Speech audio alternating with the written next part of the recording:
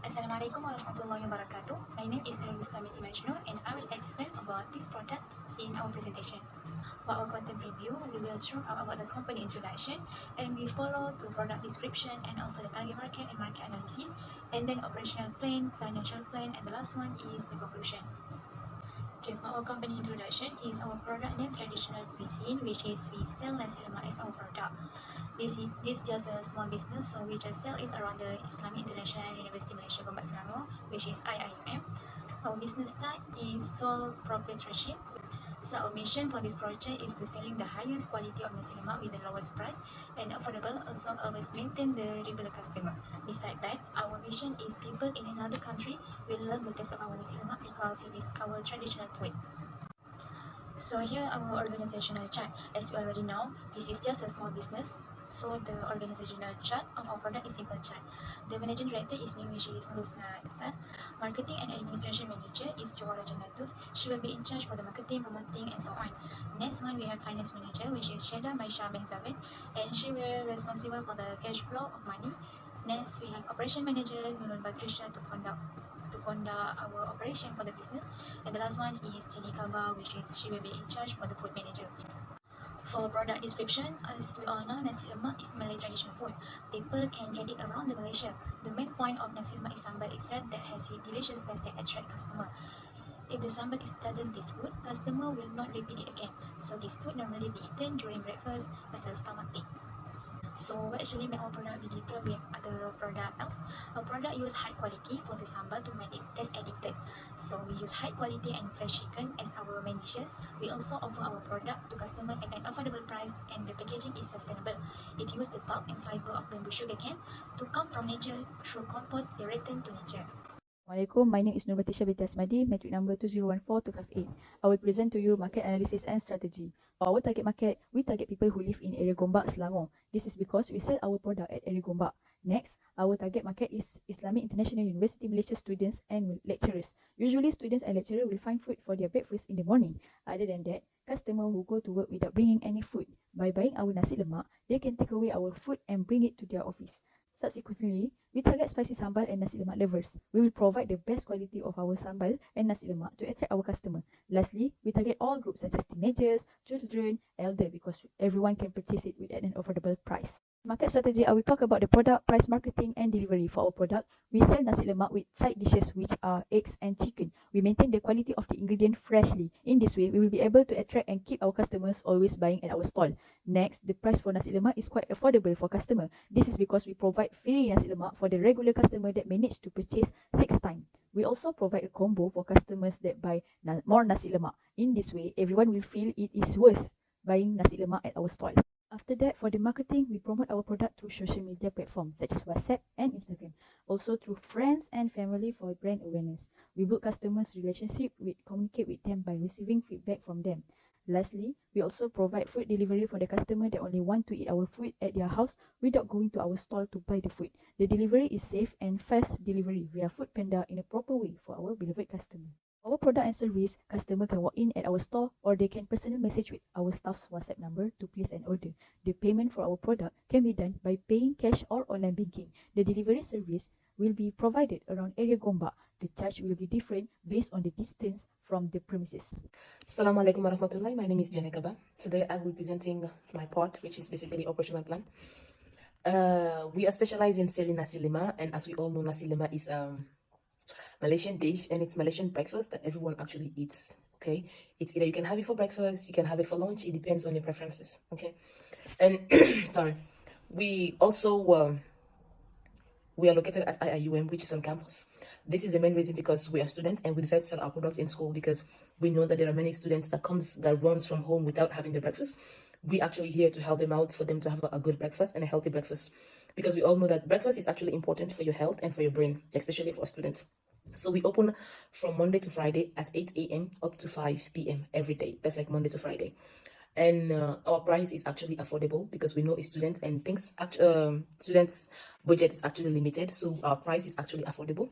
And we listen to our customers' feedback as well, because customer satisfaction is our priority. So we listen to our customers and we take note. And our nasi lemak is actually well packaged and it's easy to carry around. If you're in a haste and you know you can have your breakfast at the canteen, you can take it to your class with you, and probably right after that section of the class that you were in, you can have a breakfast before heading to the next section. So as we all said, it's affordable, it's easy to carry, and we are here for the students, so we produce our nasi lemak for the students. So thank you for listening to me. That's all from me, and from here my colleague will take it from here. Thank you very much. Assalamu alaikum. I will continue with the product cost. Okay, product cost contains three classified, which is direct material, direct labor, and also manufacturing overhead.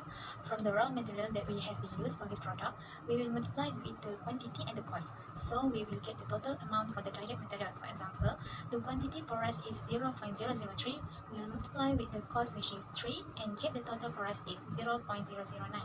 And the last step for this one is we will sum up all the direct material and get the total amount, which is RM 3.04.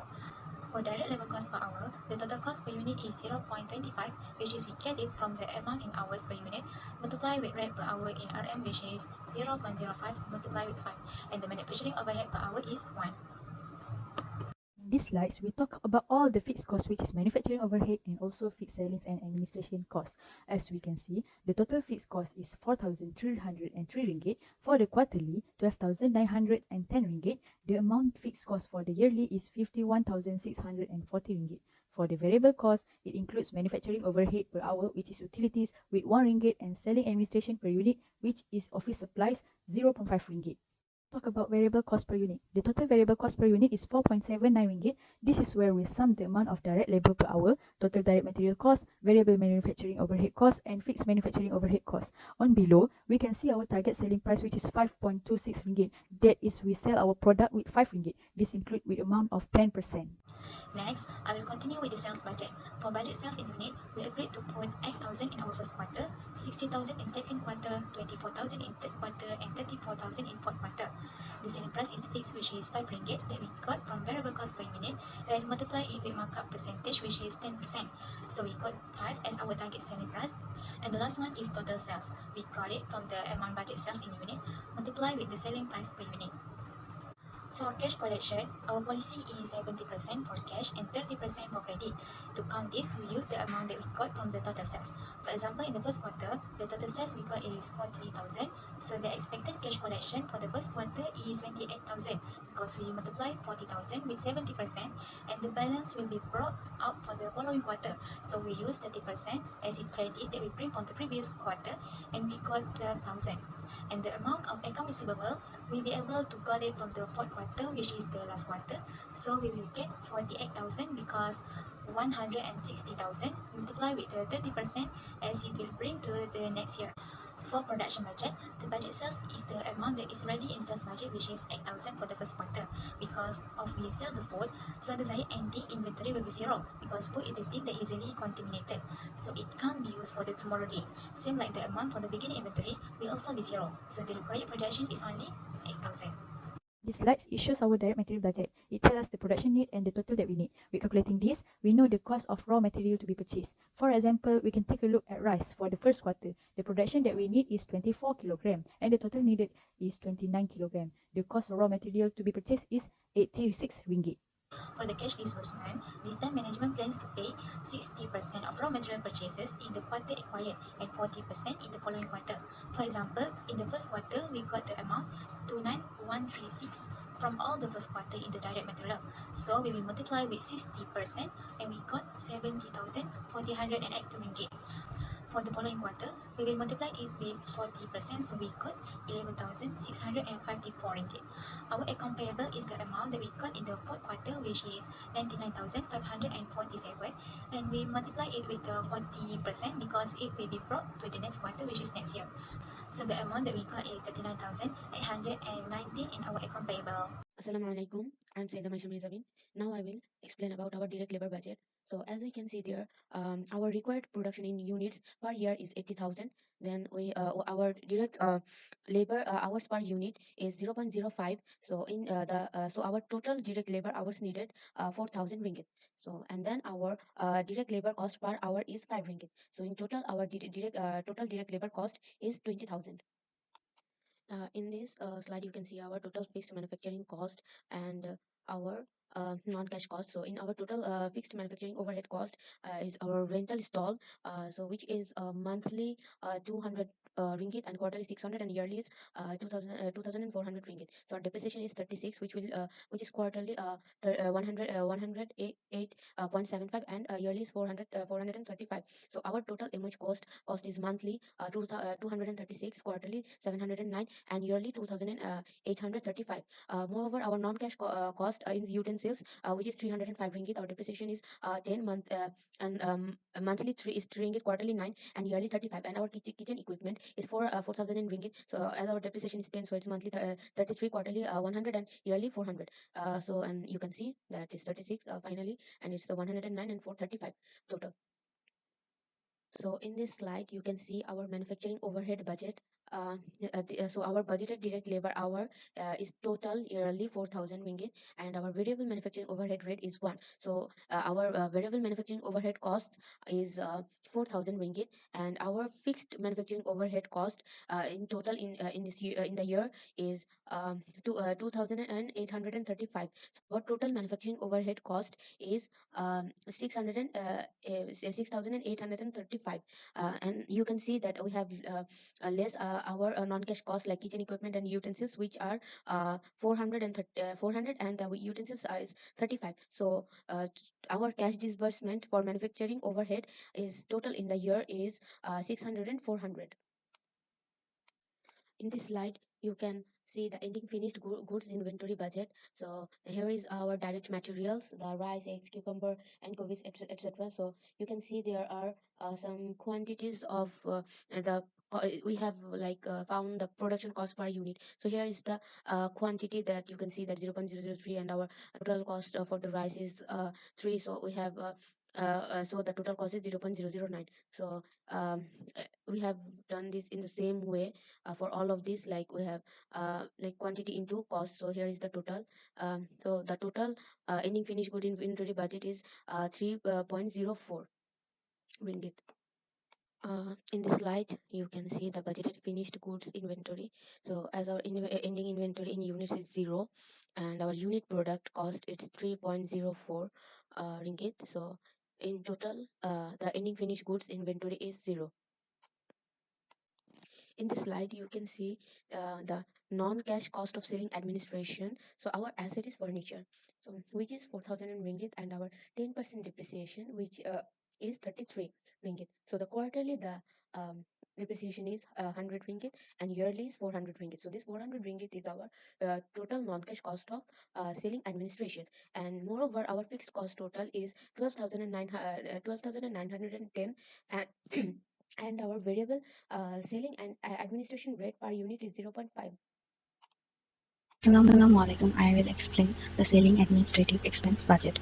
So our yearly budget sale is 80,000, and we choose a variable S and A rate is 0.5. So in total, our variable cost of S and A is 40,000, and then we add fixed cost, which is in total is 51,640. So in total, our SN cost is 91,640, as you can see. Then we minus our non-cash cost, which is furniture. In total, it is 400. So when we minus it from S and A cost, so it we got 91,240. So our next part is cash budget. So our beginning cash balance yearly is 0, but we have a second quarter, third quarter, and fourth quarter. So our capital is yearly is 15,000. So we add cash collection, which is 3,52,000. So our total cash available is 3,67,000, and then we minus the cash disbursement. So we have materials, direct labor, manufacturing overhead, selling, and administrative. So when we so our total disbursement yearly is 3,32,760. So we have also excess deficiency, which we have total is which is 34,240. So our ending cash balance is 34,240. Now our next part is budgeted income statement for the year ended 31 December 2021. So our sale is 4 lakh, and we have to minus cost of goods sold. But in cost of goods sold, we have direct material, direct labor, manufacturing overhead, ending inventory. So we got 2,69,000 and 634. So after we minus it from our sales, we got 1,30,366. So from that we need to minus selling administration expenses, which is yeah, in the part of operating expenses is 91,640. When we minus it from gross margin, we got our net income, which is 38,726. So our next part is budgeted balance sheet as at 31 December 2021. So in here we have non-current assets, which is equipment, furniture, and kitchen essentials. So total is 7,515. And then our next part is current assets, which have cash, account receivable, direct materials, inventory. So our total current assets is 94,380. So when we add it with the non-current assets, we got 1,01,895. So our next point is liabilities, which has only accounts payable, which is 39,819. And our next part is equities, which has capital, net income. So our total equities is 62,076. So our total equities and liabilities is 1,01,895, which is matched with our total assets.